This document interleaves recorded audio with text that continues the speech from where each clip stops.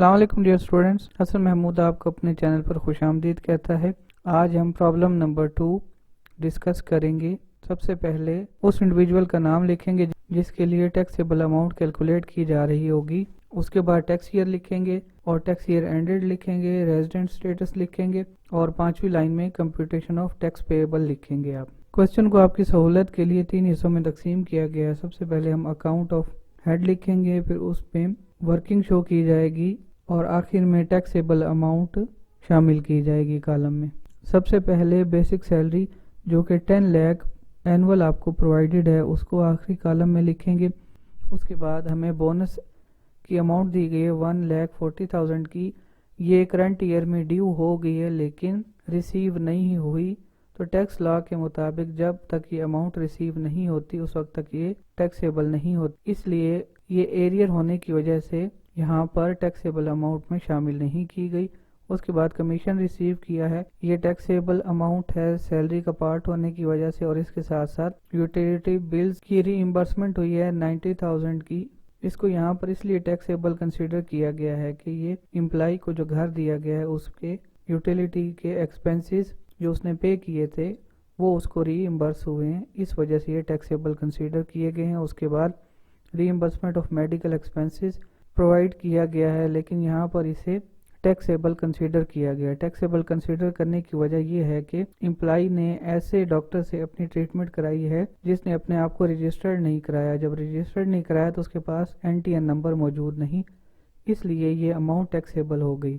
Otherwise اگر وہ ایسے ڈاکٹر سے ٹریٹمنٹ کراتا جو ٹیکس ڈپارٹمنٹ کے ساتھ رجسٹرڈ ہوتا اور اس کے پاس اپنا NTN نمبر ہوتا تو اس صورت میں یہ اماؤنٹ ٹیکسیبل نہیں ہوتی۔ اس کے بعد ری امبرسمنٹ آف نیٹ اور ہوٹل ایکسپینسز ہیں، یہ ایکسپینسز پرسنل یوز کے لیے پرووائڈ کیے گئے تھے، پرسنل انٹرٹینمنٹ کے لیے پرووائڈ کیے گئے تھے امپلائی کو، اس وجہ سے ان کو ٹیکسیبل کنسیڈر کیا گیا ہے۔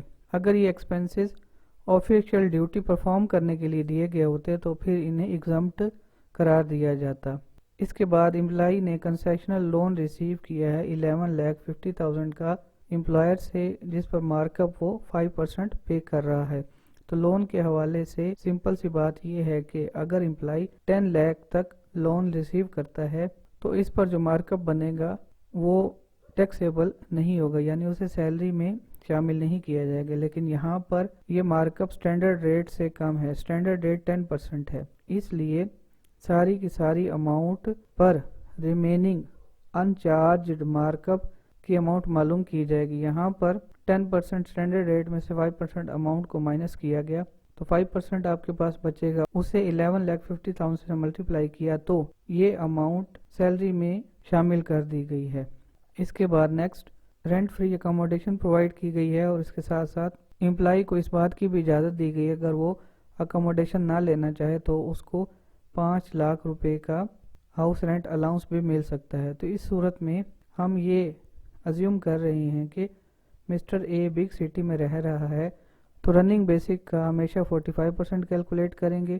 یہاں پر یہ 4,50,000 آیا ہے اور اس حساب سے دیکھا جائے تو اس کو رینٹ جو انٹائٹلڈ ہے اس کی اماؤنٹ زیادہ ہے، اس لیے یہاں پر 5 لاکھ کی اماؤنٹ ٹیکسیبل اماؤنٹ میں شامل کر دی جائے گی۔ اس کے بعد نیکسٹ ہمیں کنوینس کی کاسٹ پرووائڈ کی گئی ہے 8 لاکھ کی، اور یہ کنوینس امپلائی کو آفیشیل پرپسز اور ڈومیسٹک پرپسز دونوں کے لیے استعمال کرنے کے لیے دی گئی ہے، اس لیے یہ ریٹ 5% کے حساب سے کاسٹ پر چارج کیا جائے گا اور اسے ٹیکسیبل انکم میں شامل کر دیں گے۔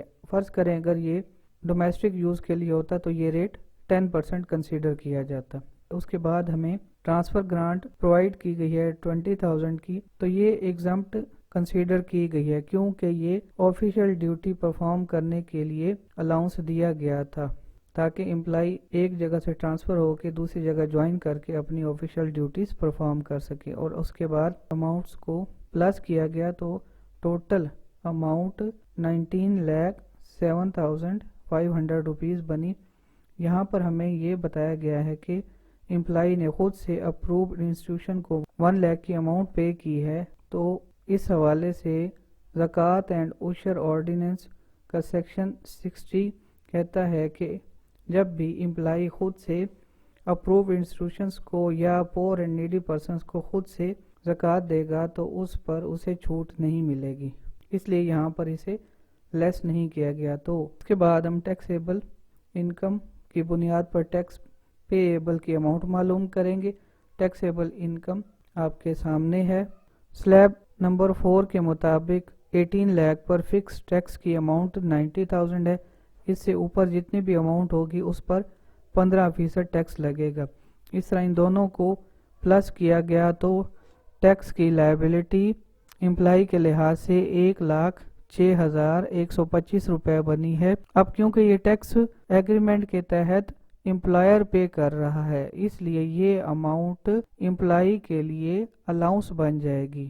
سلیب کے مطابق اس وقت ویریبل ریٹ 15% ہے، اس لیے ہم یہاں پر 100% میں سے 15% کو مائنس کریں گے تو ریمیننگ اماؤنٹ 85% آئے گی، اور اس وقت جو ٹیکسیبل لائبلٹی بن رہی ہے 1,06,125 روپے، اس کو ہم 100% کنسیڈر کریں گے، یعنی 100% اماؤنٹ میں کنورٹ کر دیں گے تو یہ اماؤنٹ 1,24,853 روپے بنے گی۔ اس سے پہلے جو ہم نے کیلکولیشنز کی تھیں اس کی ٹیکسیبل اماؤنٹ 19,07,500 روپیز بنی تھی۔ اب یہ ٹیکس امپلائر پے کر رہا ہے، اس لیے یہ امپلائی کا الاؤنس بن جائے گا، تو امپلائی کی ٹیکسیبل اماؤنٹ انکریز کر جائے گی۔ تو اس وقت نیٹ اماؤنٹ امپلائی کی 20,32,353 روپیز بنی ہے۔ اب تو اس پر ہم دوبارہ سے ٹیکس کیلکولیٹ کریں گے، سلیب ہمارا وہی رہے گا۔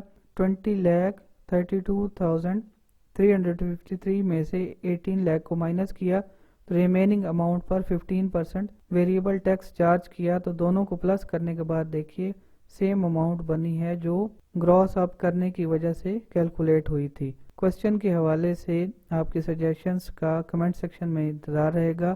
اپنا اور اپنے چینل کا خیال رکھیے گا۔ اللہ حافظ۔